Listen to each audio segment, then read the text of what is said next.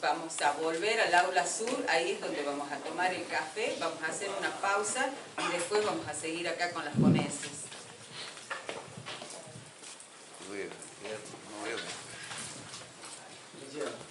Gracias, arquitecta, por la presentación. Te lo merece. Bueno, buenos días. En rigor, desearía comenzar esta breve charla expresando mi satisfacción por volver primero por participar de este interesante evento, así que agradezco la invitación que me han hecho los responsables de la organización y coordinación del seminario, que me posibilitó reencontrar con tantos amigos y colegas que incluso hace años no nos veíamos. Y por otra parte, bueno, volver a recorrer todo este ámbito donde he transitado por más de medio siglo de mi vida. Bueno,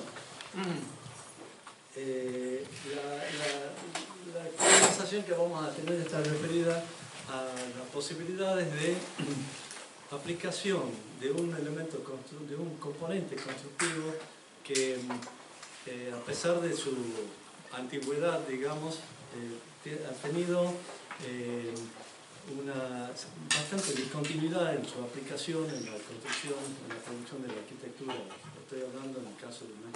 nuestro medio específico al que me voy a referir, nuestro país y concretamente de nuestra provincia. Y como una alternativa tecnológica, decía, para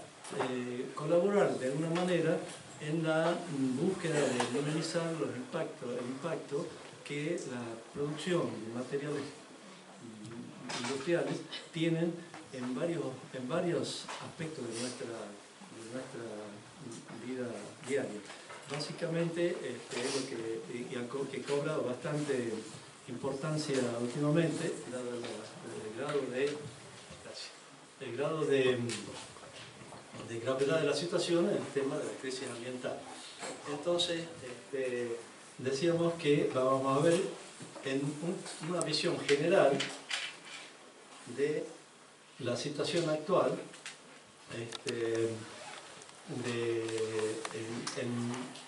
tratando de contextualizar dentro de lo que es el conjunto conceptualmente el conjunto de lo que es la arquitectura y construcción con tierra, y después específicamente referido a este componente, este mampuesto,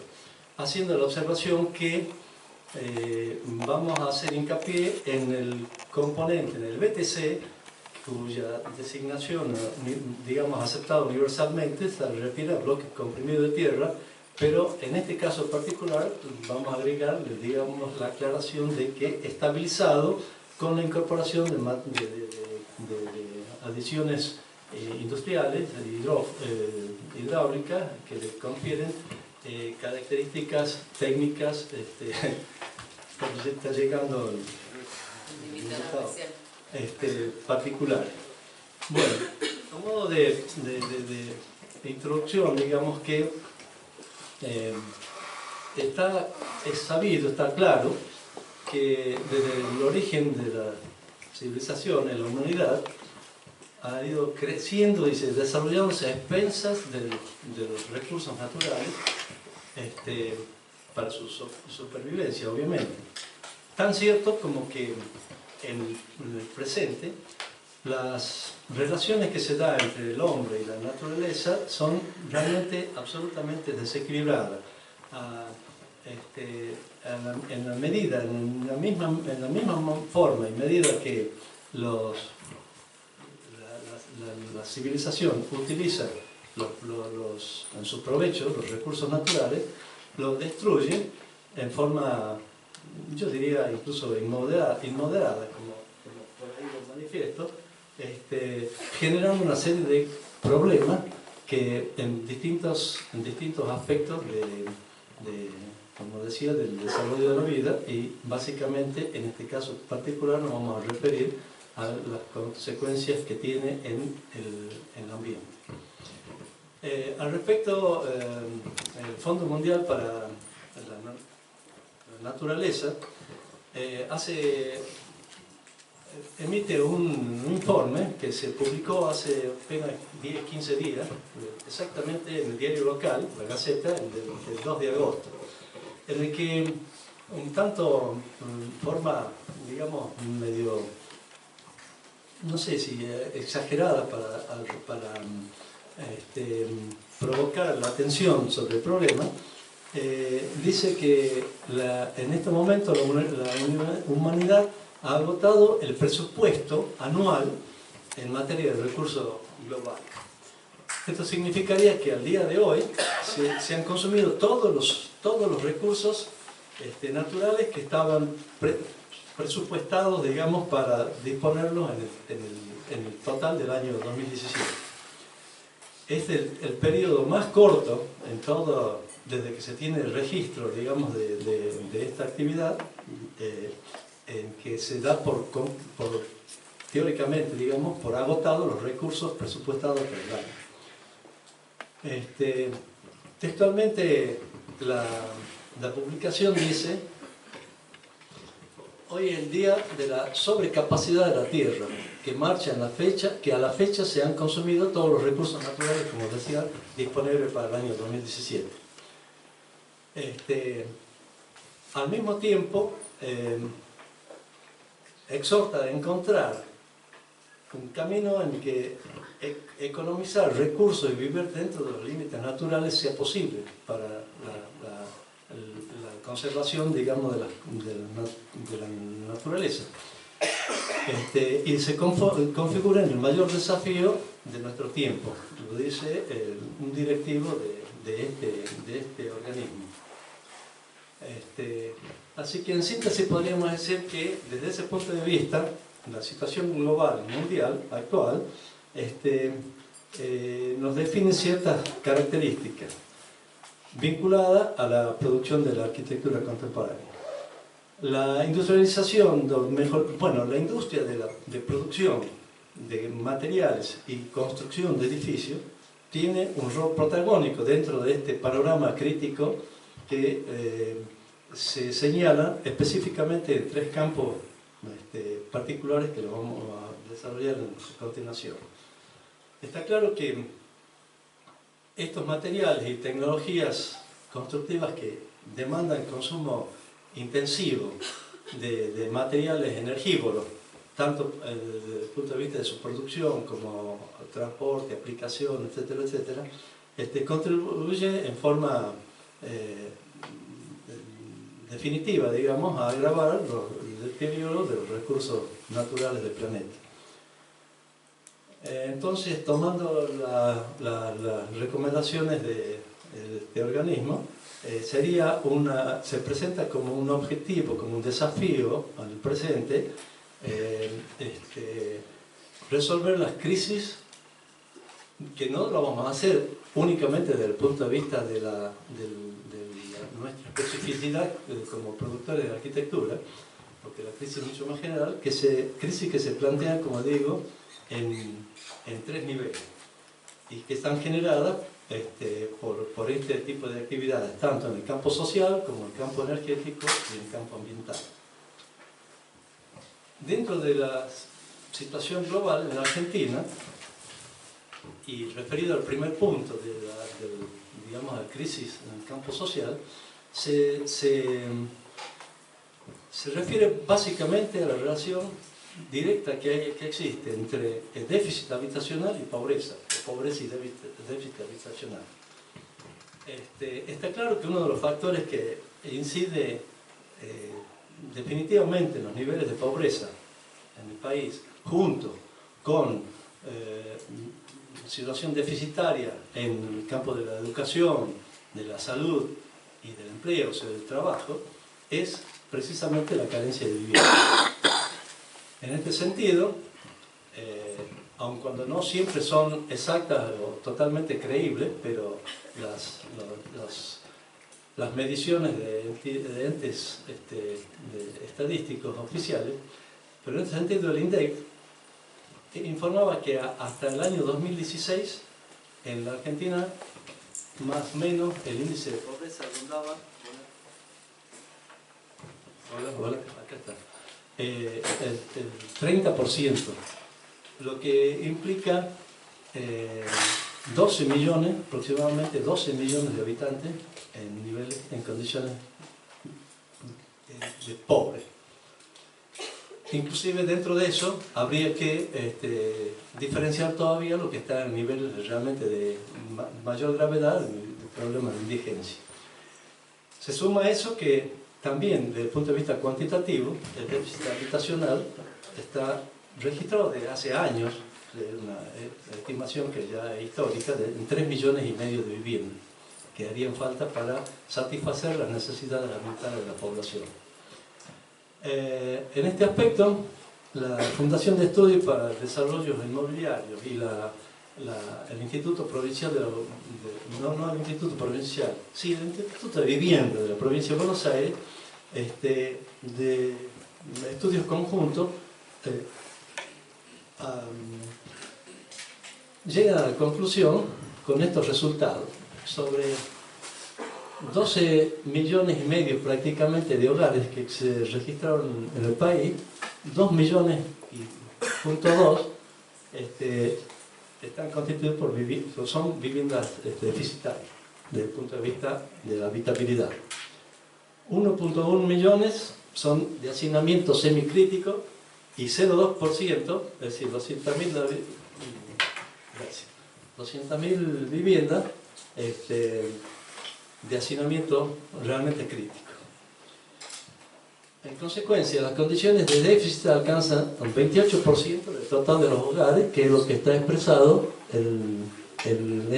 dentro del gráfico de torta, en este sector azul, más oscuro. Porcentaje que se estima se incrementa anualmente en el orden de 36.000 viviendas anuales.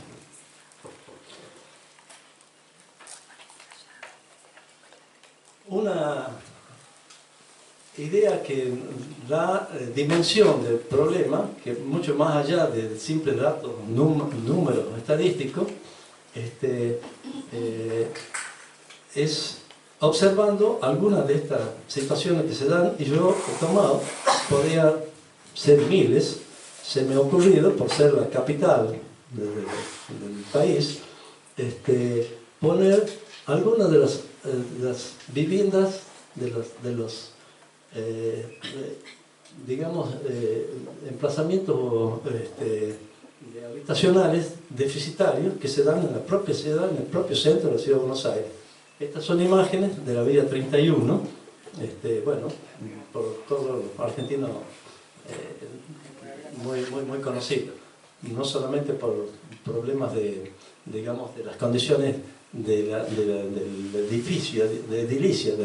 sino de todo el contexto que esto implica desde el punto de vista social,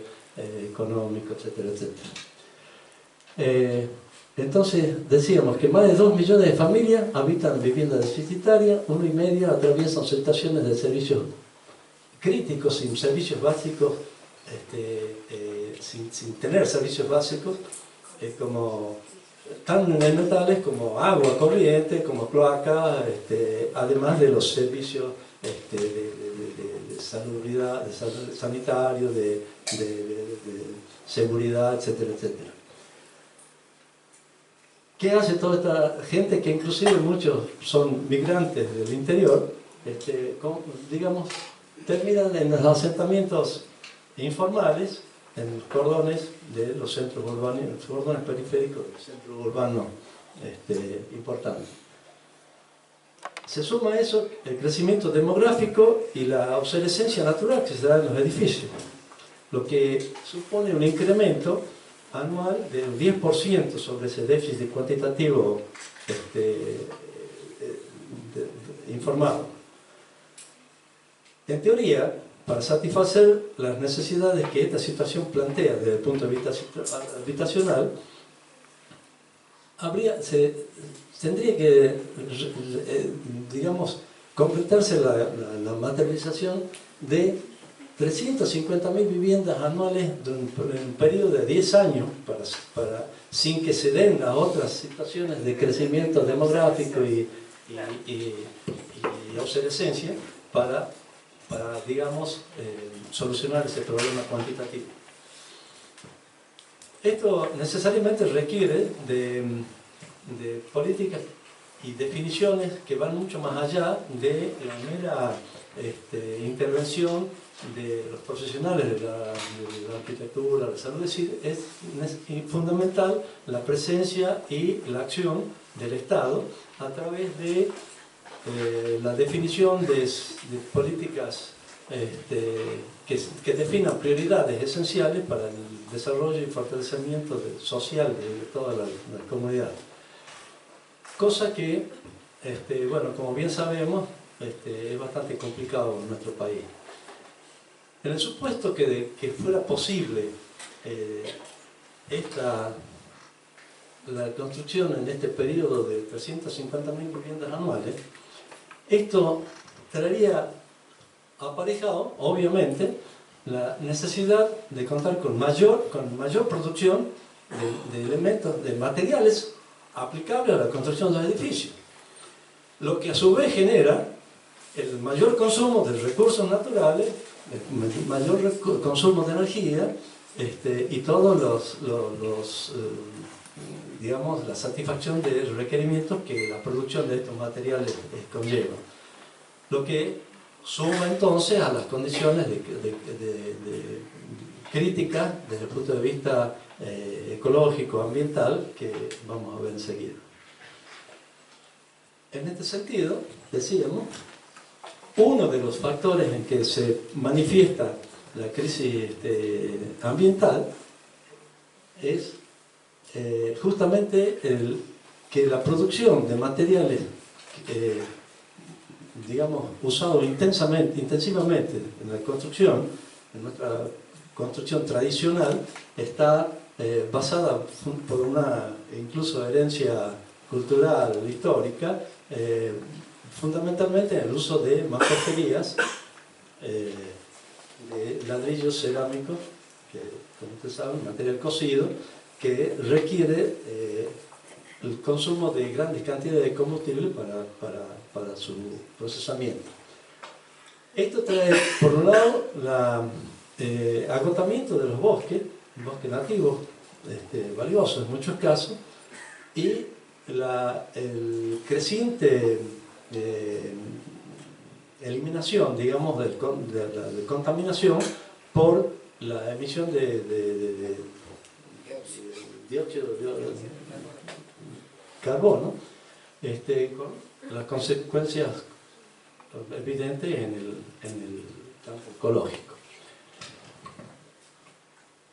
Hoy presenta la Argentina una de las mayores tasas de deforestación en el mundo. Está por arriba del 1% del promedio mundial. Se calcula que entre este periodo del 2002 al 2006 se perdieron más de 300.000 hectáreas, lo que implica una superficie equivalente a 15 veces la ciudad de Buenos Aires, por ejemplo. Si bien es cierto, esta deforestación que estas imágenes ilustran, una en Tucumán y Salta, por tomar cualquier lugar del noroeste, si bien es cierto, esto no es por necesidad exclusiva de la provisión de materiales combustibles para la cocción de ladrillo cerámico u producción de energía, sino también por la ampliación de las fronteras agrícolas, etcétera, etcétera. Pero evidentemente eso es lo que está pasando en amplios sectores, digamos, de nuestra geografía regional al menos. Decíamos que otro de los tercer campo que se puede señalar una situación crítica es el campo energético, producto, como insisto nuevamente, la producción de los insumos necesarios para la producción de la arquitectura. Nuestro país, desde el punto de vista energético, es absolutamente dependiente de los recursos hidrocarburíferos, que hay cálculos, estimaciones más o menos certeras que concretamente indica que en un momento se van a acabar, es decir, no son renovables. Y esto básicamente tiene que ver, entre otras cuestiones, para la producción de la energía eléctrica. Y acá hemos visto, inclusive se puede ver una relación entre las fuentes de energía que se explotan en Argentina. Del total, este 57% están, digamos, producidas por centrales térmicas. Energía eléctrica que producida en centrales térmicas. Del 43% restante, solo un 39% de este sector lo aporta la energía eólica, y el otro, que es prácticamente despreciable, es la producción de energía a través de centrales nucleares, apenas con un 4%. Se habla mucho y se intenta, hay emprendimientos también, porque hay una búsqueda de poder incorporar dentro de las fuentes de productoras de energía las energías renovables y las técnicas como la energía eólica, fotovoltaica, pero prácticamente en el contexto general esto no tiene mayor significación hasta el momento. En este sentido, es importante también señalar que la producción de la energía eléctrica, básicamente en usinas térmicas, además de la pérdida de capacidad de fijación del dióxido de carbono por la reducción de bosque, aumenta la emisión de gases nocivos, de efecto invernadero, que potencian los riesgos evidentes de cambio climático. Acá hay un gráfico que puede ser, bueno, esta es un poco la idea de cómo se manifiesta esta situación en el aumento de la temperatura, por ejemplo, en todo el planeta, y hay un gráfico que es bastante elocuente, aunque toma un periodo bastante extenso, del año 1000 al 2000, dándole crédito, digamos, a todas estas mediciones, se ve que desde el año 1000, digamos, entre una emisión de 290 partes por millón de dióxido de carbono, se incrementa al 2000 a 300, casi 400 partes por millón, lo que significa un incremento del orden del 74-75%, una barbaridad. Simultáneamente con eso, se ve que el cambio de temperatura, el incremento de la temperatura va desde 13 grados, aumenta un grado en ese periodo, digamos, pero es un crecimiento no constante, se va acelerando a través del tiempo. Bueno, ¿qué tiene que ver todo esto como una contextualización de problemas que ahora vamos a ver? Cómo producir nuevos, o cómo desarrollar nuevos paradigmas para la producción de la arquitectura contemporánea. Desde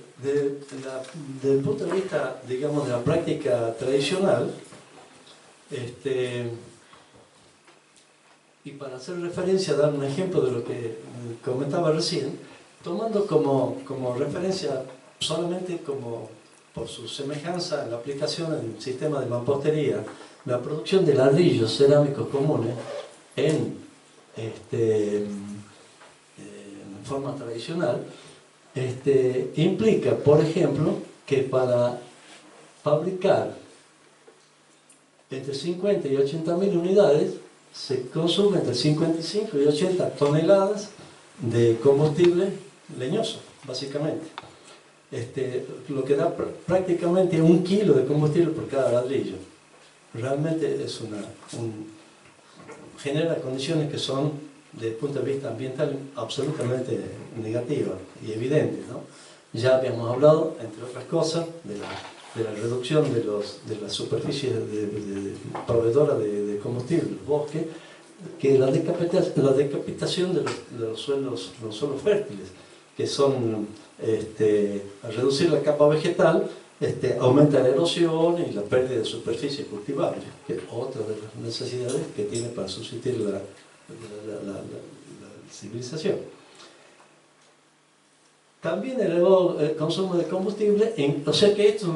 un círculo que se va retroalimentando. Aumento de combustible, pérdida de superficie boscosa, aumenta de la liberación de dióxido de carbono y aumenta la concentración, digamos, de las emanaciones atmosféricas tóxicas, obviamente. Se suma que normalmente a la emisión de dióxido de carbono se van otras partículas, además de hollín, humo, materiales pesados y contaminantes que afectan a la salud en general de todos los organismos vivos. Hay una práctica que yo he visto en no pocos casos de quemar, porque ya no faltan recursos, digamos, desechos, como por ejemplo llantas de camión, de autos, ¿no? Y eso que genera obviamente incrementa, digamos, los problemas que estamos manifestando en este sentido. Esto en cuanto a la producción artesanal de ladrillos comunes, pero la producción de cerámica roja, es decir, la de los bloques y ladrillos huecos en plantas industriales, generan situaciones idénticas, ¿no? Así que tanto para una u otra forma de producción de estos materiales generan un evidente impacto ambiental. En ese sentido, el Programa de Naciones Unidas define desde el punto de vista de esta situación, desde el punto de vista ecológico, como un desastre, y estima que solo para la producción de materiales de construcción, solo la producción global de materiales de construcción consume el 40% de las materias primas en todo el mundo, equivalente a 3 millones de toneladas por año, el 17% de agua potable, 70% de los recursos madereros, boscosos, digamos, 10% de tierra cultivable, el 20% del total de la energía mundial, entre la producción de materiales, la construcción de edificios, la demolición, en fin, todo vinculado a obras de arquitectura o ingeniería. Y genera el 30% de los residuos sólidos mundiales, con efectos de gas invernadero, con emisiones que para el 2004, como habíamos anticipado en el gráfico anterior, alcanzaba los valores que se daba el día anterior, equivalía a 1,8 billones de toneladas métricas, según este organismo intergubernamental sobre el cambio climático. Situación que señala, podría alcanzar cifras realmente exorbitantes en los próximos años, próximas décadas, de seguir con el mismo criterio, digamos, de explotación. Entonces, se plantea la necesidad de un desarrollo sostenible también en todos los campos de la actividad humana y en el campo que a nosotros nos compete específicamente ahora, en el campo de la producción de la arquitectura. Para eso es importante todos los esfuerzos que están, en los cuales se incluye la preocupación de la realización de este evento, por ejemplo, de recuperar y perfeccionar las tecnologías constructivas simples, con materiales naturales, locales, que no sean contaminantes y no generen residuos, o al menos no en la cantidad de lo que habitualmente ocurre. Otro, adaptar los materiales tradicionales a los recursos modernos, es decir, mejorar de alguna manera su rendimiento y expandir su aplicación con la combinación de materiales neutralizados, es decir, Hay por ahí unas cuestiones desde el punto de vista de, digamos, yo diría, ciertos prejuicios de la pureza, entre comillas, de la utilización de materiales tradicionales, caso concreto del adobe, por ejemplo, que no es nuestro tema ahora, pero que puede ser en las condiciones desde el punto de vista arquitectónico y fundamentalmente desde el punto de vista técnico, perfectamente, como ayer se ha visto, reforzado, mejorando sus calidades y cualidades para que lo hagan resistente y durable en el tiempo. Y minimizar los riesgos que sus propias debilidades, digamos, presentan en la construcción. Y finalmente construir a satisfacer el derecho a la vivienda con menor impacto ambiental para toda esa exorbitante cantidad de población que está carente del techo en general, en el mundo y en particular en nuestros países. Al respecto, la Argentina integra el Pacto Internacional de Derechos Económicos, Sociales y Culturales, reconociendo inclusive el rango constitucional a las análisis y decisiones que se toman en este sentido. Este organismo insiste en la necesidad de satisfacer el cumplimiento de distintos factores que involucran la resolución del hábitat. Por un lado, identidad y diversidad cultural y adecuada habitabilidad en términos de espacio, de confort y seguridad física. En este sentido, el grafiquito, sin entrar en mayores detalles, señalan algunos de los factores asociados a la habitabilidad. Está desarrollado en el INIMBY, en Santiago de Chile, el Instituto Nacional de Vivienda, la arquitecta, bueno, como parte del equipo, digamos, la arquitecta Paula Girón,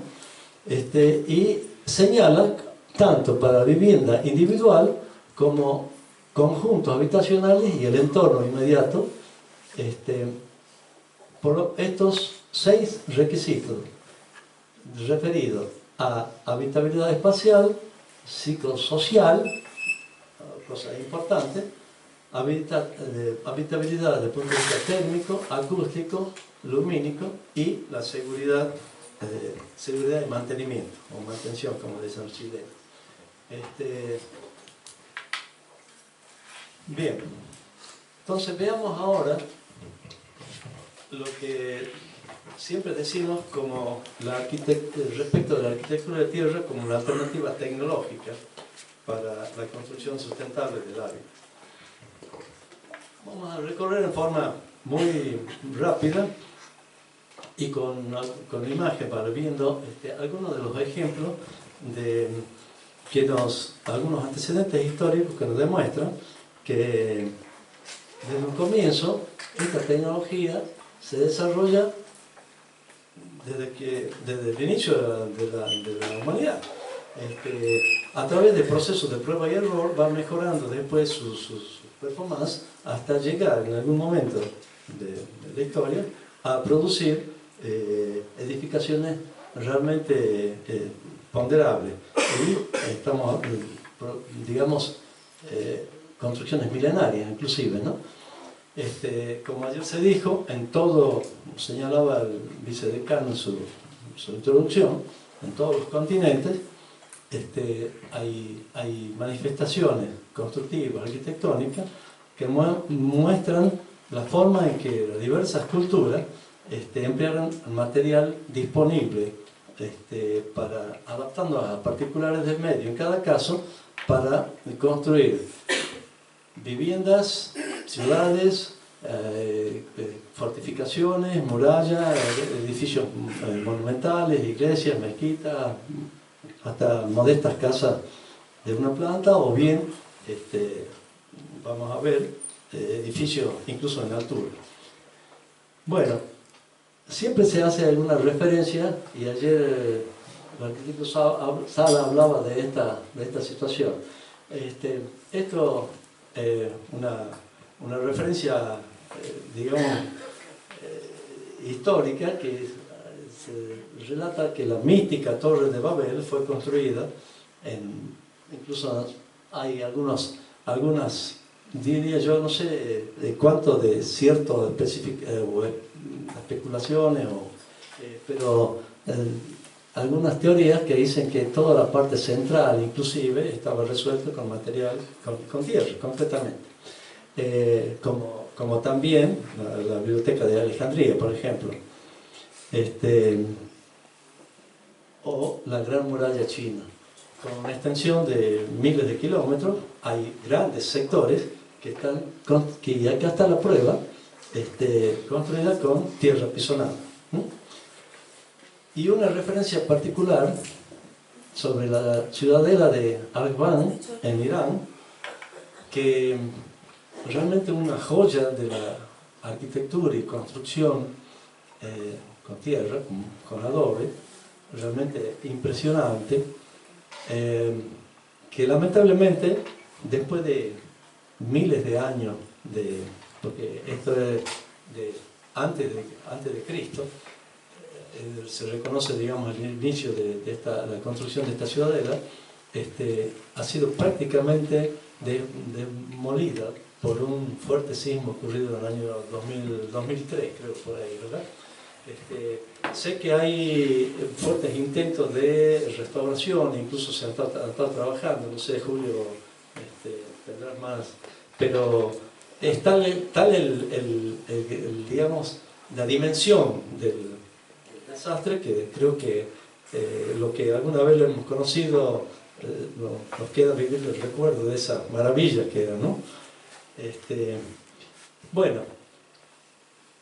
desde el punto de vista también para lo que, y esto van dirigido a quienes están iniciándose, digamos, en el tema, en el conocimiento del tema de la arquitectura de tierra, pero para otros esto ya es, digamos, una referencia conocida, casi obligada, sobre la referencia sobre sitios arqueológicos en América. Una de las primeras, por ejemplo, y estas son reconstrucciones hechas a través de estudios arqueológicos, históricos, etcétera, etcétera, la aldea de Tulor, en el norte de Chile, en San Pedro de Atacama, que se estima data de 2500 años antes de Cristo. En Chan, la capital del Imperio Chimú, cerca de Trujillo, en Perú, que hay una muy buena conservación, digamos, de lo que queda de esta digamos, valor, con restos, digamos, arqueológicos con valor patrimonial importante. O bien, en México, en Chihuahua, Paquimé, Casas Grandes, que junto con la ciudadela que vimos recién en Irán, constituyeron las edificaciones más grandes del mundo, resueltas en simple y noble y tradicional adobe. Más cerca en el tiempo, y como decía, partiendo desde la necesidad primaria de construir para sobrevivir, la tecnología anticipada se fue a través de procesos continuos de prueba y error, enriqueciéndose con nuevos conocimientos y progresos tecnológicos que a través de los siglos se incorporaron a las distintas culturas hasta alcanzar niveles de máximo desarrollo en determinada época. Hoy todavía centenarios testimonios dan prueba de eso. Por ejemplo, la Manhattan del desierto, Shivan, en Yemen, como otras ciudades, Yemen del sur y del norte, Sanaa, por ejemplo, es una muestra, digamos, de la antigüedad y actualidad y vigencia, ¿no? Porque son edificios que tienen, como digo, que están están en funcionamiento, digamos, están habitados, ¿no? Estas son dos muestras y se dice la Manhattan del desierto porque son construcciones, obviamente, tiene, como diría, desde el punto de vista de disponibilidad de espacio o superficie, digamos, su costo, pero construcciones de adobe que van hasta, en casos de hasta 7 pisos, incluso creo 8 pisos por ahí, ¿no? Acá se puede contar, y ver inclusive un perfil muy particular, así medio piramidal, de estos edificios que responden a la necesidad de empezar la construcción, digamos, con espesores importantes, superan el metro, digamos, en planta baja y van reduciéndose a medida que crecen en altura. Otro de las referencias también son estas ciudades fortificadas, fortificaciones como también en África Norte, como el Cabas de Ait Bendu, por ejemplo, la Puerta del Desierto, en Marruecos. Todo también resuelto prácticamente con las mismas técnicas de mampostería de adobe, en algunos casos de tierra compactada. Otro de los ejemplos actuales, y acá una muestra de por qué digamos, permanecen todavía a pesar de su antigüedad, es una de las tantas mezquitas que hay en Malí. Ahí está la mezquita de Djenné, y donde se muestra las operaciones de conservación que periódicamente se hace lo explicaba ayer el ingeniero Vargas Neumann, la renovación del recubrimiento también de tierra, ¿no? Bueno, entonces, atendiendo a todos estos problemas que desde el punto de vista social, ambiental, energético señalábamos, a lo que se suma el persistente y acumulativo proceso de degradación de los recursos naturales, ya a partir de la mitad del siglo pasado, si se quiere, y fundamentalmente a partir de la crisis que se da en la década del 70 por la cuestión petrolera y demás, se incrementó la búsqueda de soluciones desde el punto de vista de la producción de la arquitectura, con mayor economía en el consumo de las materias primas y con el menor consumo de energía, tanto de transformación de estas materias primas como el respeto por el ambiente natural. Ya hemos visto algunos antecedentes históricos. Ahora vamos a ver algo para podernos realmente referir después específicamente al BCT, sobre el cual tengo que hacer una observación. Vamos a ver algunas aplicaciones del mampuesto, de adobe, más moderno, digamos. Ayer también se hizo mención a la producción del arquitecto Hassan Fati en Egipto, que en la década del 50 construye entre finales de la década del 40 y principios del 50, una villa nueva, se llama justamente Villa Nueva Gurna, cerca de Luxor, destinada a dar alojamiento a una gran cantidad de habitantes que habían sido desplazados porque estaban ubicados en la zona de anegamiento cuando se construyó la represa de Asuán. Hassan Fati recupera estilos propios, estilos vernáculos de construcción tradicional con adobe, y le incorpora el beneficio de los nuevos conocimientos, de los adelantos, del know-how contemporáneo, y genera un tipo de construcción digamos sostenible, pero desde el punto de vista económico y ecológico, pero a la vez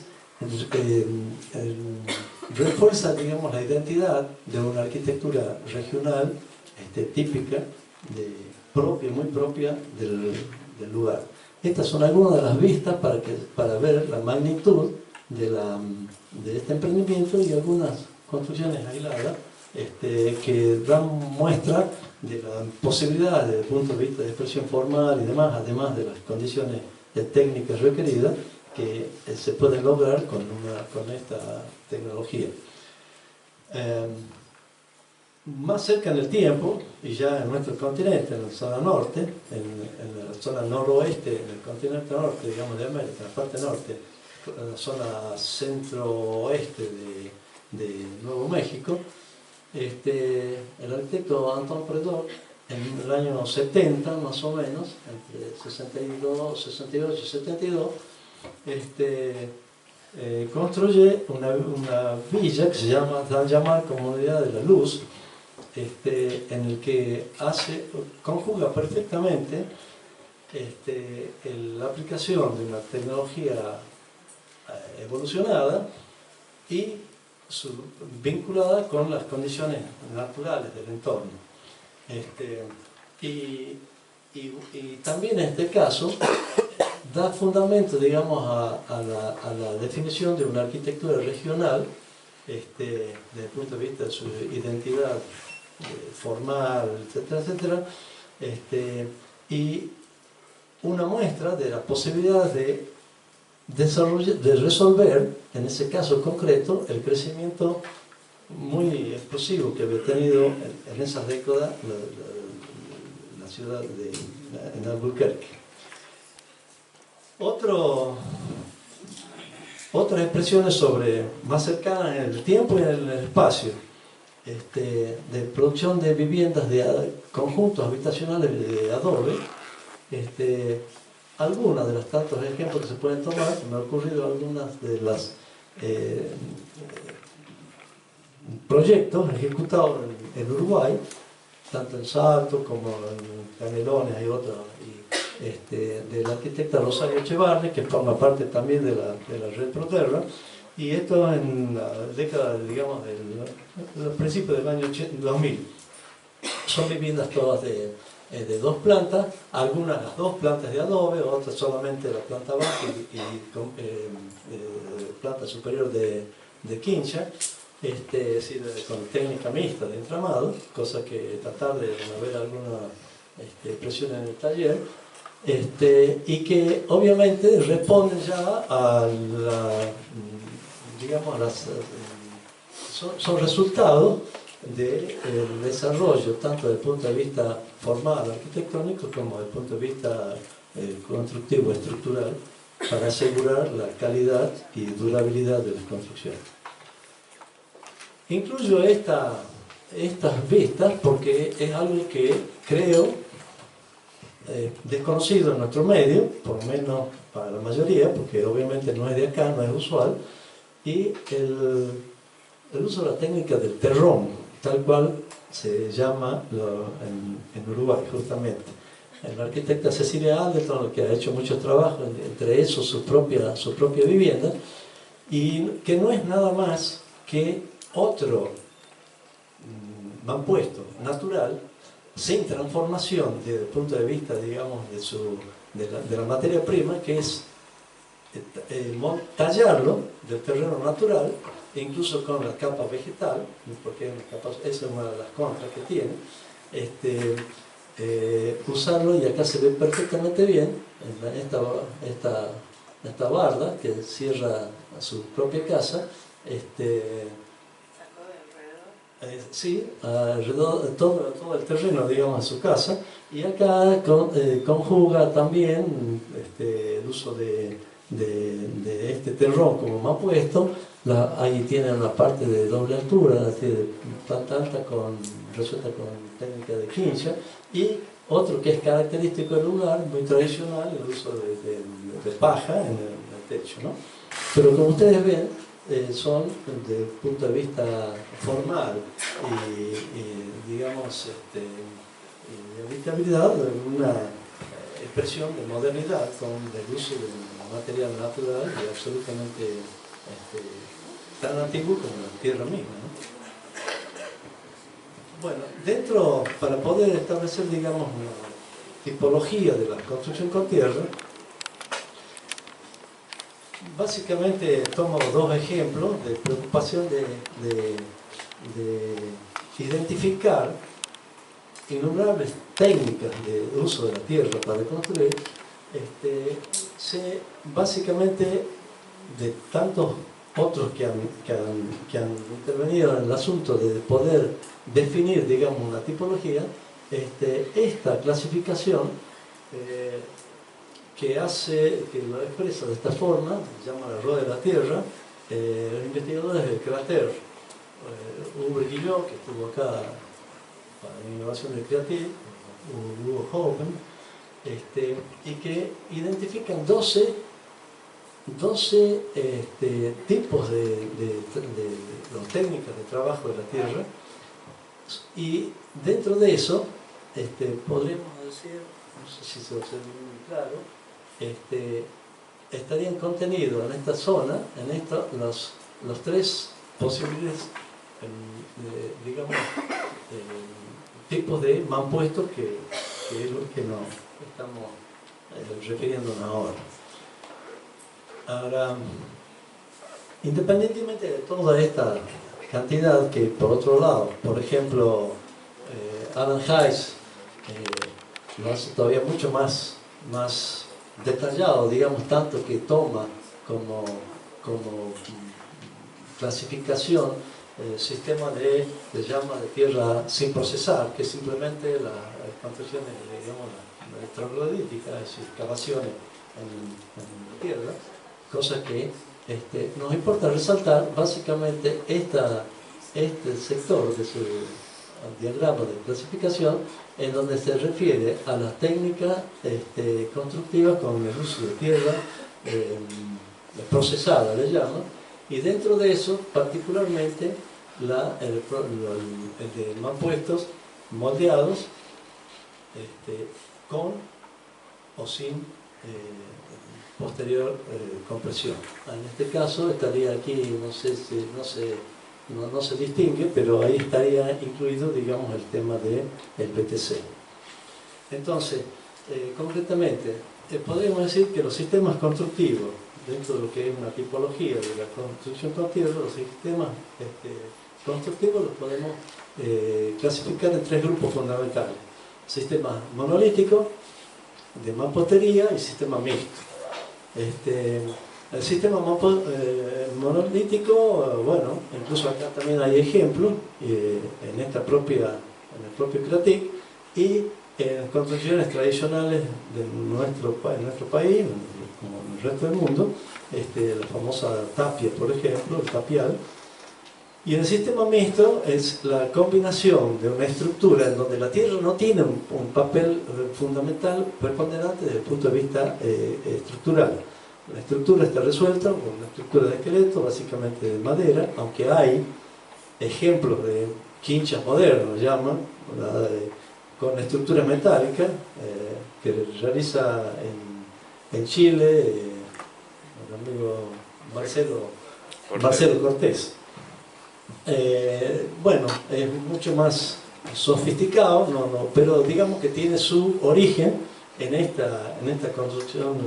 del sistema mixto, ¿no?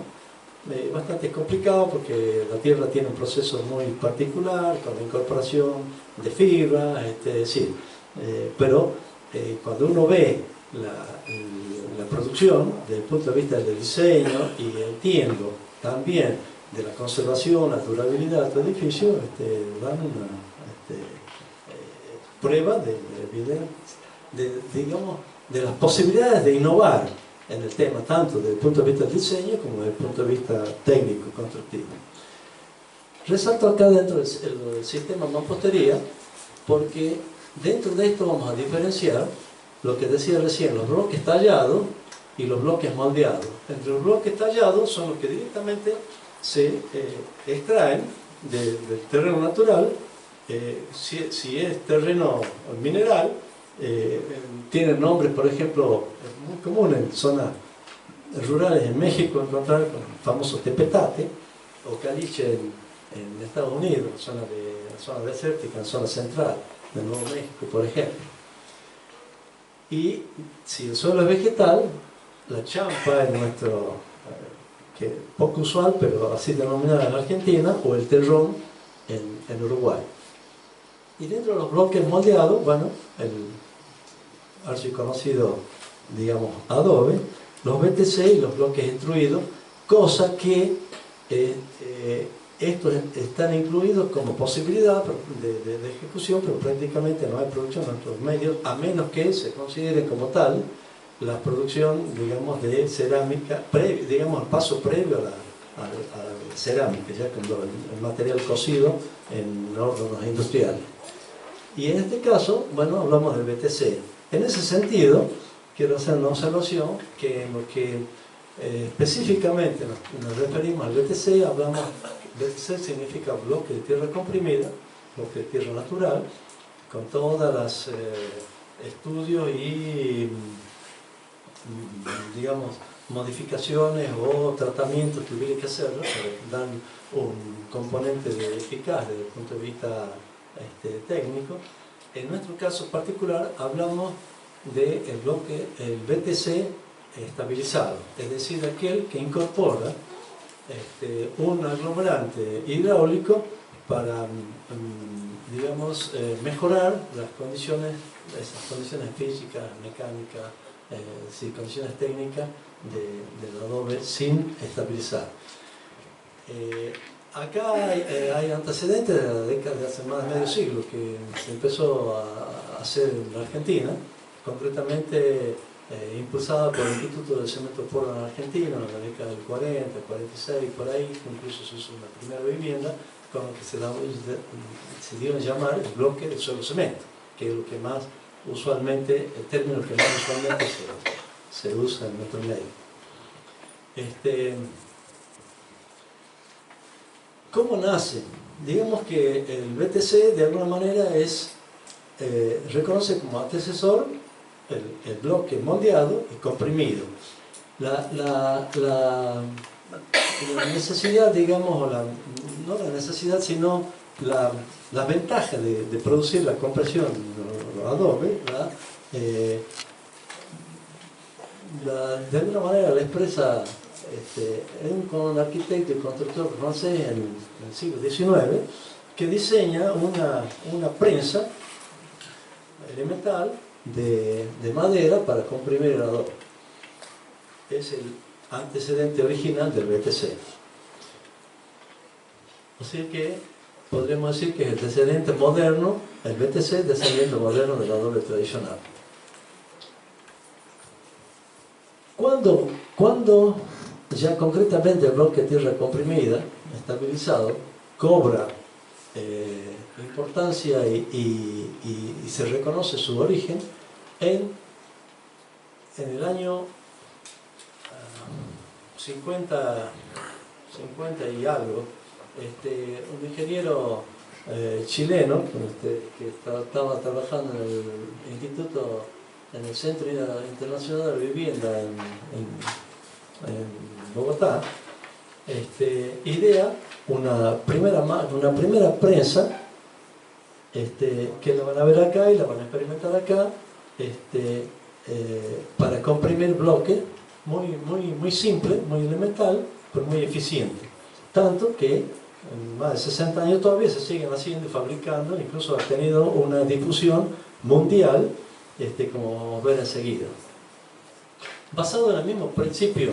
de palancas, el mismo principio de funcionamiento, palanca, biela, pistón, es decir, para producir la compactación de la mezcla, en este caso de suelo y aglomerante, se desarrollan, como vamos a ver, una gran cantidad de versiones con algunas innovaciones y con particularidades propias de la región donde se realiza.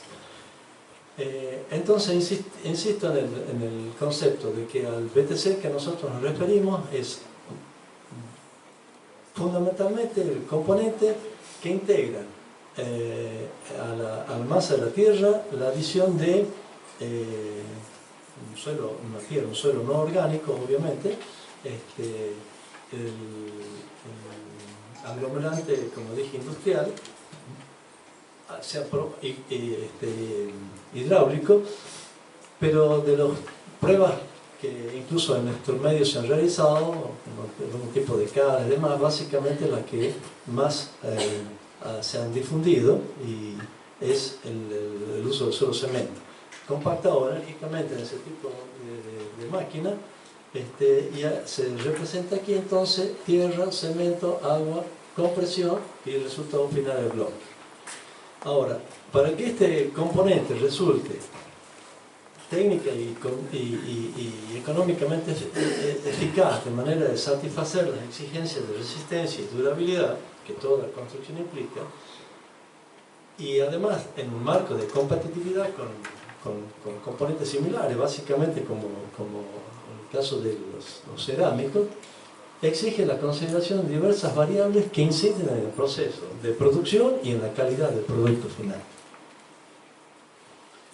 El paso previo fundamental es la identificación de la tierra, la identificación del suelo con se va a trabajar. Para eso, voy a hacerlo un poco, simplemente como un repaso, digamos, estaríamos determinación para poder identificar y clasificar luego, y en base de eso utilizar el suelo, hacemos la determinación de las características particulares,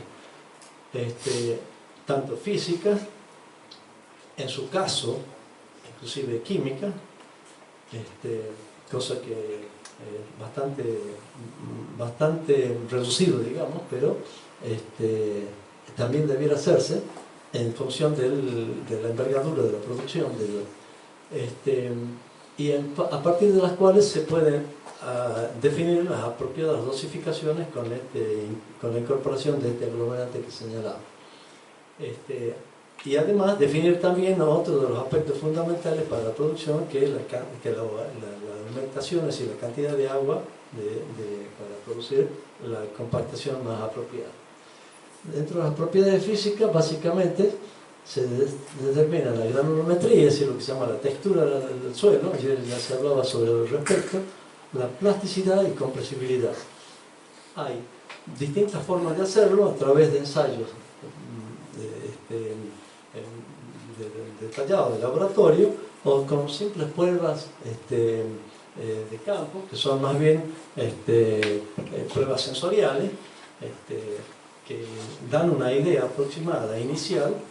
bastante aproximada, pero previa, digamos, a los estudios de laboratorio sobre qué características tiene un suelo que se va a usar o no. En función de eso, se hace después lo que se llama la distribución, composición y distribución granulométrica, es decir, la diferenciación de las partículas que conforman el suelo en función de su tamaño.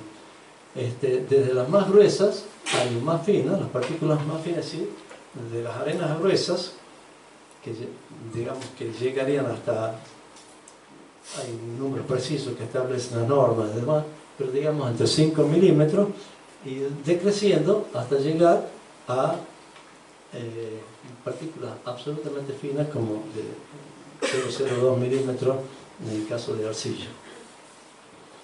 Ahora, ayer se ha dicho que, y por lo cual quiero insistir en que esto de ninguna manera es una receta,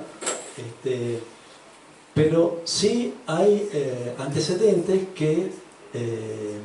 autorizan a decir que en determinados lugares donde se conocen las características del suelo con que se trabaja, ya hay algunas, digamos, definiciones de porcentaje en el cual la composición resulta más apta para la utilización del suelo, para su utilización en la confección del BTC. Dentro de la determinación granulométrica, podríamos decir que hay dos tipos de ensayos fundamentales que hacer. Uno, por tamizado de partículas, no sé si lo harán en el taller, si está previsto. El tamizado seco de las partículas que conforman el suelo, midiendo el porcentaje que pasa o que queda retenido en los distintos tamaños, en los distintos tamices que tienen abertura de malla normalizada. O bien por la sedimentación, las partículas más finas de las arcillas. Y limo también podría ser. Esta es una curva típica que muestra desde de izquierda a derecha, digamos, cómo se va graduando en función del tamaño de las partículas de los componentes arena, y en este sector la zona de material más fino, es decir, de arcilla. Bueno, esto es son una referencia, no pretende definir ni profundizar en la cuestión de aspectos técnicos o normativos, que eso es motivo de otra consideración. Respecto de la plasticidad, también vale decir que se pueden definir 4 estados, en función del estado hídrico del suelo, cuatro estados: sólido, líquido, semisólido, plástico y líquido. Hay también pruebas normalizadas que establecen cuáles son los límites de cada uno de estos 4 estados, y lo que se da, que fueron definidas, por ahí está, por un señor Attenberg, que define los límites líquido y límite plástico para determinar el índice de plasticidad que veíamos recién. Es una de las características que nos dice respecto del comportamiento que puede esperarse del suelo. ¿Y qué es la diferencia entre el límite líquido y el límite plástico? Eso también es una determinación que se hace en forma más bien rápida, pero con fundamentos técnicos que no vienen al caso desarrollar ahora. Dentro de lo que es la clasificación de suelo, bueno, acá está, se repite en este cuadro la clasificación por tamaño y los índices de plasticidad que corresponden a cada uno de estos tamaños de partículas. Por ejemplo, para hacer, obviamente, el material grueso, es decir, el material inerte, la arena, incluso el limo, no tiene plasticidad. ¿Por qué? Pues no tiene, la plasticidad es la que justamente está dada por la arcilla. Entonces, ese es más o menos también, con las reservas del caso, las características del suelo referidas a estos tipos de componentes en cuanto a índice plástico y el límite líquido del material. Bueno, después de la identificación, tendríamos que hablar sobre lo que es la estabilización, que ahora estamos hablando del BTC estabilizado, la homogeneización de la mezcla y el proceso de mezclado. Respecto del estabilizante, hay muchos productos y muchas pruebas naturales y de origen vegetal, mineral y sintéticos que se prueban, que han sido inventariados como posibles estabilizantes del suelo. Pero insisto, la mayor experiencia que se tiene registrada, de la cual se puede sacar conclusiones, es la utilización. Incluso hay algunas acá en el M, algunas conclusiones al respecto, sobre el comportamiento comparativo entre el cemento Portland y otro tipo de aglomerante hidráulico a favor del cemento. Bueno, señala aquí también en algún momento dado se usó cal y emulsiones asfálticas en el tiempo como aglomerante, pero con una serie, sobre todo en este caso, una serie de inconvenientes posteriores desde el punto de vista ambiental y de salubridad y demás, que han sido prácticamente desechados. Ahora se están haciendo acá, entiendo, algunas experiencias ingenieros en Tucumán con la aplicación de cómo adiciones a esta mezcla los productos resultantes de cenizas volantes, por ejemplo, resultantes de la combustión del desecho agrícola, el tipo de bagazo de caña de azúcar, en otro lado cáscara de arroz, Inclusive sé que en Córdoba han hecho algunas experimentaciones con, pues hay una gran producción de maní, con cáscara de maní, etcétera, etcétera. Es decir, que hay campos para investigar y desarrollar la incorporación de nuevos de materiales que disponibles en la naturaleza para conformar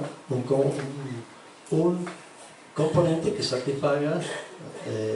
los requerimientos del técnico, ¿no? Básicamente. Bueno, importa dentro de lo que es el mezclado diferenciar dos momentos. Pues estoy tratando de hacer un recorrido, digamos así, imaginario del proceso, desde la obtención, identificación del suelo, clasificación, la estabilización, que va a estar en función justamente de esa caracterización que se ha hecho, el mezclado, para lo cual se diferencian básicamente dos etapas, la mezcla en seco y la mezcla húmeda. En ambas situaciones se requieren, que pueden darse, obviamente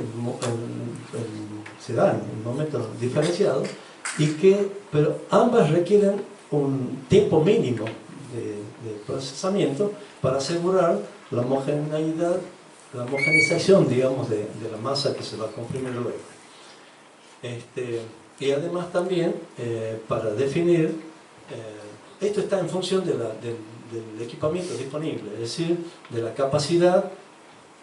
el volumen, la capacidad de las mezcladoras y la velocidad de mezclado. Bueno,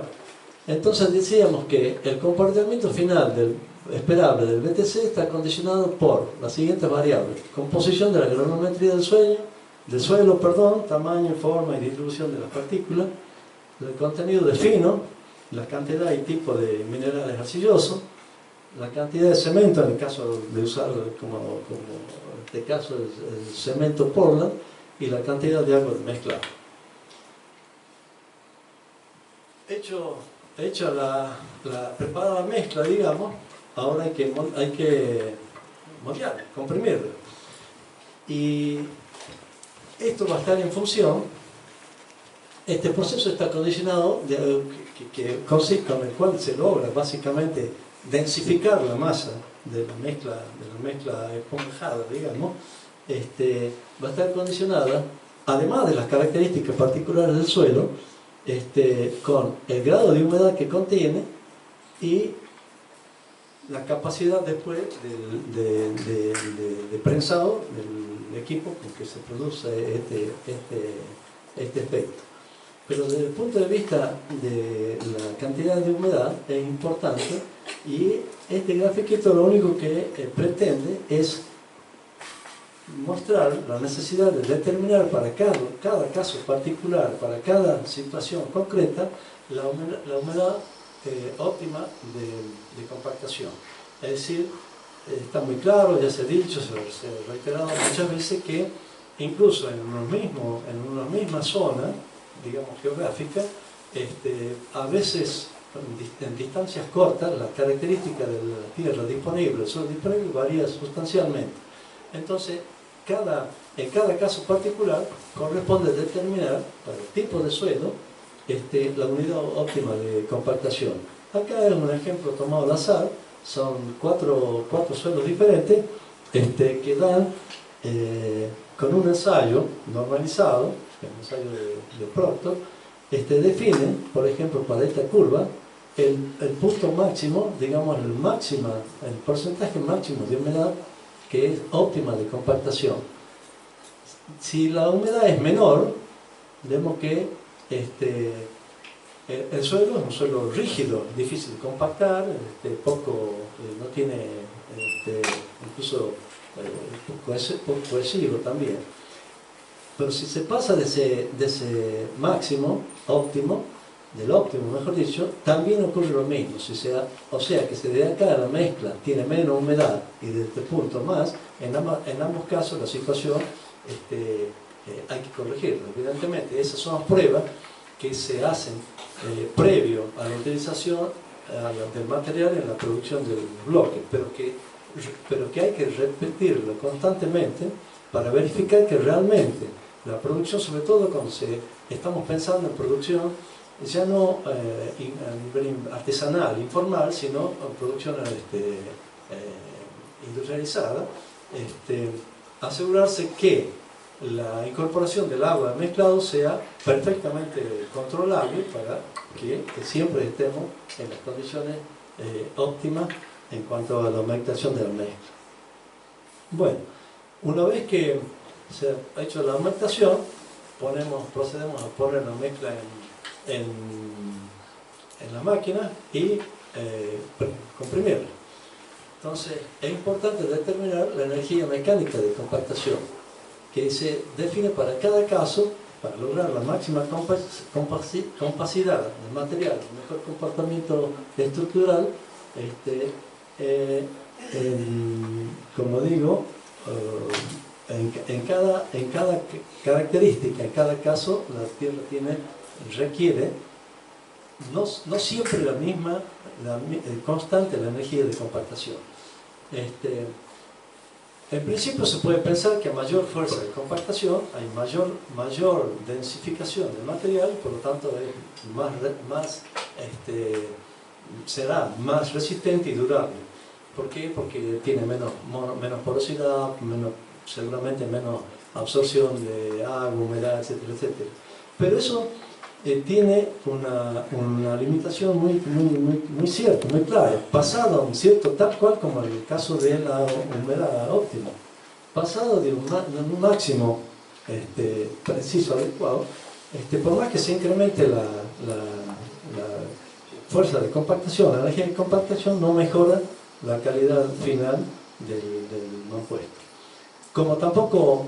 pasa exactamente lo mismo con respecto a la incorporación del aglomerante. Llega un momento en que incrementar la incorporación no genera ningún tipo de beneficio desde el punto de vista de resistencia y por el contrario encarece el costo de producción del producto. Bueno, aquí por ejemplo se ve que para una carga de 200 kilonewton, la referencia que se toma, sería el límite para el caso concreto del ejemplo que he tomado, a partir del cual incrementar la fuerza, la carga de energía de compactación, que requiere un costo de producción, no tiene sentido. Bien. La referencia que tomo en este caso indica que se logran para el producto que ahí se comprime resistencia del orden de los 7.5 megapascal, que en el caso de la actual reglamentación que nosotros nos regimos, el CIRSOC, supera con creces. Lo máximo creo que está para utilizar una mampostería de sismo resistente en el orden de los 5 kilos por centímetro cuadrado, es decir, perdón, sí, bien digo, de 5 megapascal, perdón, 50 kilos. Bueno, muy rápidamente, dentro de lo que es compresión, hablamos energía, tasa de compresión y velocidad de compresión. ¿Qué es la tasa de compresión? Concretamente, la relación que hay entre puede referirse al volumen de la mezcla que se va a comprimir y el volumen de la mezcla comprimida. Es decir, la diferencia, eso nos está dando, que está en función de la energía, porque se compacta lo que definimos como tasa de compactación o tasa de compresión. Como en el sentido, digamos, de largo y ancho, en el caso concreto del bloque, eso no varía porque está confinado dentro de las paredes del molde, prácticamente podemos definir la tasa de compresión en función de la diferencia solamente de medir la altura del bloque, del molde, y la altura del bloque comprimido posteriormente. Bueno, hay algunas referencias que en función de las características del suelo y de la fuerza aplicada, la densidad que se logra del suelo varía entre los 1300, 1500, 1800 kilos, que en última instancia es la densidad natural, digamos, propia del material, ¿no? Estamos en ese orden. Respecto a la velocidad de compresión, así como supuestamente un incremento de la compresión implicaría una mejora de la calidad técnica, cosa que, como digo, hasta un cierto punto es válido, respecto de la velocidad de compresión, nos estaría dando la idea de que nos mejora los resultados desde el punto de vista de la productividad. Es decir, es más rápida la operación de compresión y del componente. Pero eso también tiene un límite. También tiene un límite porque se dan fenómenos de laminación, es decir, no hay tiempo necesario y suficiente para la expulsión de todas las partículas de aire que tiene contenida la mezcla, que se va a comprimir, y se da un fenómeno que se llama de laminación, que genera riesgo, digamos, es decir, falta de homogeneidad en el volumen del material y obviamente su deficiencia en el comportamiento estructural luego. Bueno, finalmente del proceso de todos los, digamos, pasos que hemos venido viendo, también tiene importancia, en este caso concreto, por tratarse de un material que tiene incorporado un aglomerante hidráulico que requiere de un tiempo de curado para que se desarrollen todas las reacciones químicas, del caso concreto del cemento, para lograr las resistencias que son requeridas y que han sido supuestas al preparar la mezcla de este material. Este curado se da básicamente por regado, por aspersión, durante un determinado tiempo, que va a estar condicionado a las características ambientales del lugar donde se produzca, y poder andar en el orden de los, qué sé yo, 3, 4, 5 días, donde ya el crecimiento de la resistencia ha llegado a un nivel que va a ser posible el traslado e inclusive el uso del material ya, su incorporación a norma. Bueno, incluso en este caso, en la producción local, la primera parte donde hay un aspersor que se riega esto, y después inclusive ya paletizado con una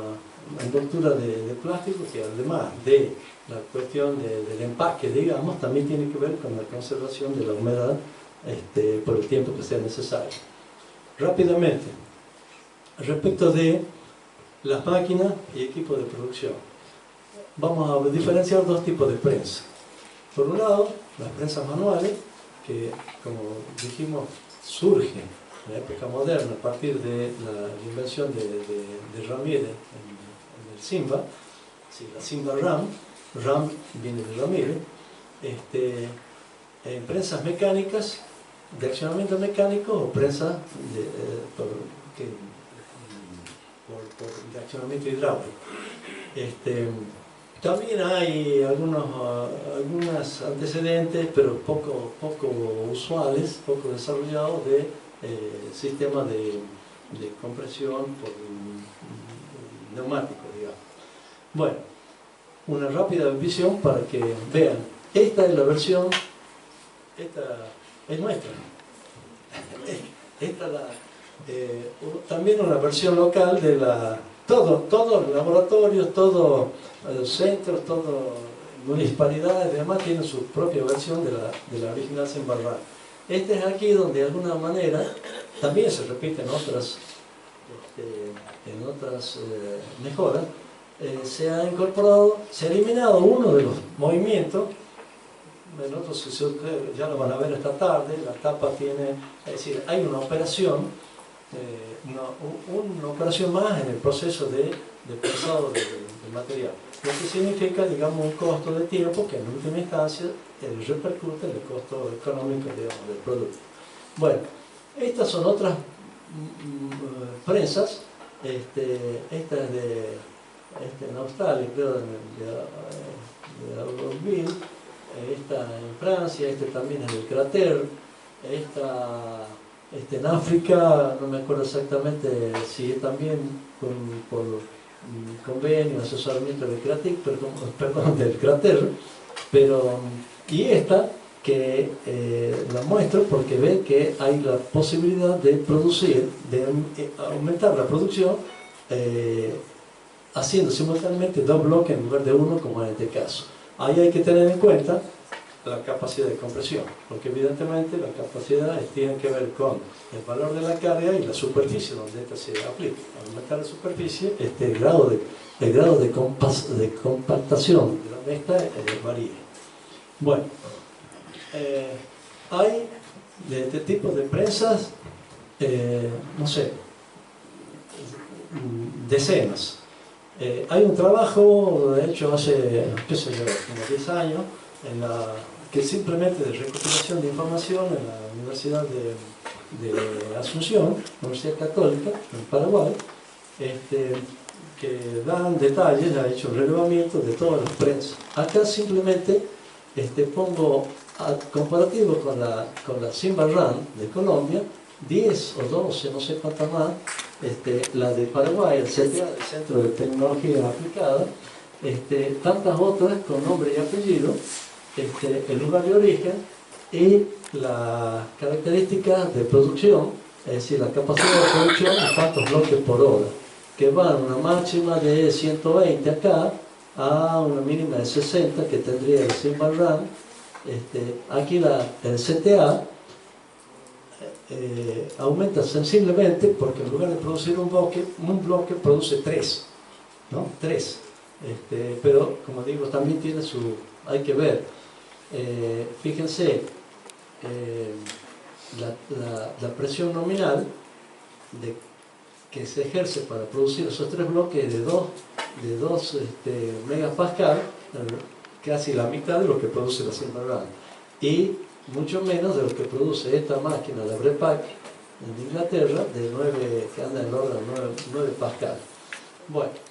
estos son porcentajes del grado de compactación que se logra con cada uno de este tipo de máquinas. Respecto a la prensa hidráulica, ya evidentemente es un producto, es un equipamiento para la producción en otra escala, y hay también muchísimas variables, muchísimas variantes, desde equipos móviles, esa tiene la ventaja de la transportabilidad, es decir, de llevar a producir, esto es muy propio de en Estados Unidos, de producir en lugares de producir el componente, en este caso Adobe, donde se lo va a usar. O sea que ahorra todo el costo de transporte del material, etcétera, etcétera. Bueno, esta otra, bueno, ya son de plantas fijas, menos complejas que estas otras. ¿Por qué? Porque el grado de la escala de producción requiere, además del desarrollo tecnológico del equipo de prensado, de una serie de accesorios que aseguren justamente la calidad y la rapidez de la preparación de la mezcla, del material previo. Es decir, trituradores de la tierra natural, cernidores, es decir, zaranda, homogeneizadores, humectadores, en fin, que son inclusive controlados en forma, en algunos casos, incluso automática, ¿no? Acá se ha hecho alguna experiencia tratando de aproximarnos a ese nivel para asegurar que, aun cuando estuvieran determinadas perfectamente la humedad óptima de compactación, en el momento de fabricación, el operario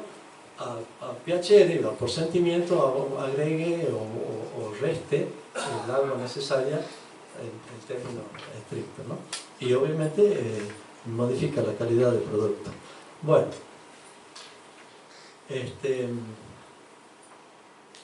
entonces las prestaciones que pueden dar este tipo de maquinaria, además de las características propias del suelo, digamos, generan beneficios en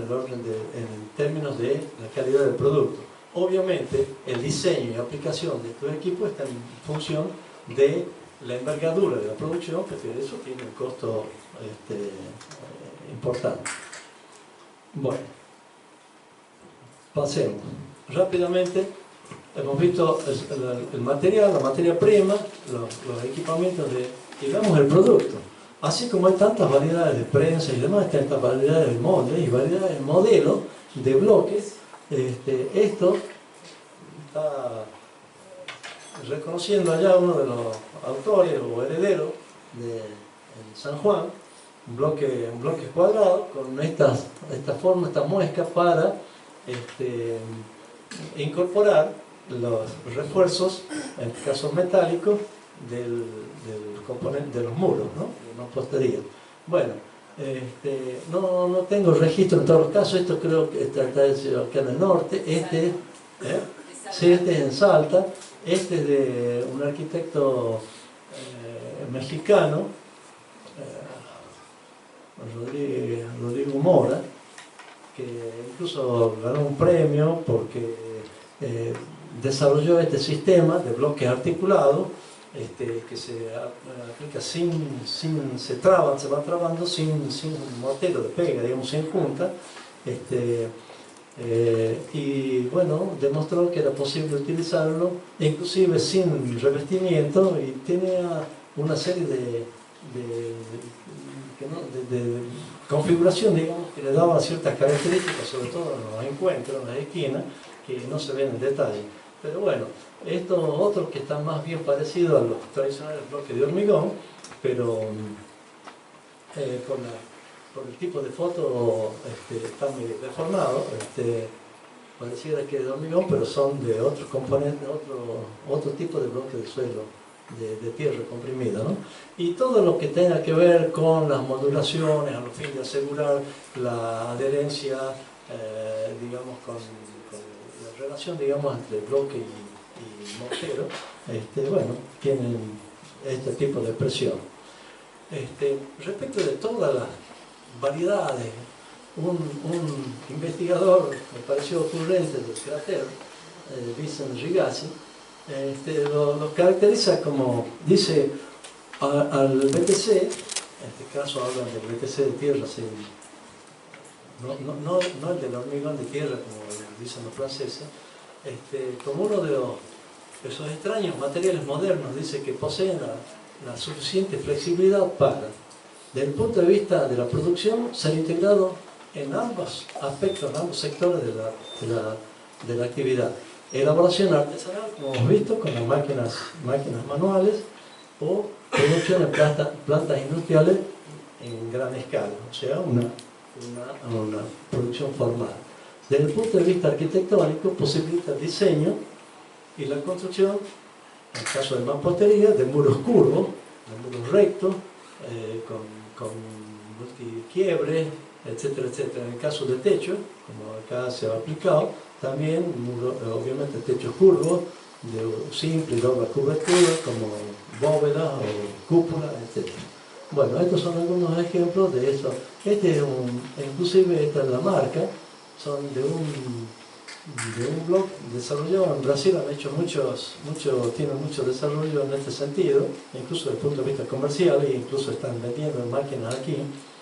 de un bloquecito